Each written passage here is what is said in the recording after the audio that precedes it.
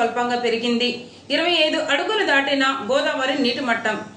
భద్రాచలం వద్ద గోదావరి వరద స్వల్పంగా పెరుగుతుంది. ఎగువ ప్రాంతాలలో కురుస్తున్న ఎడతెరిపి లేని వర్షాల కారణంగా వరద నీరు గోదావరిలో వచ్చి చేరుతుండటంతో శుక్రవారం మధ్యాహ్నం 12 గంటల సమయానికి భద్రాచలం వద్ద 25.3 అడుగులకు నీటి మట్టం చేరుకుంది. నేటి సాయంత్రానికి 30 అడుగులు చేరుకునే అవకాశం ఉందని అంచనాలు వేస్తున్న అధికారులు. అప్రమత్తంగా లోతట్టు ప్రాంత వాసులు ఉండాలని సూచిస్తున్న అధికారులు.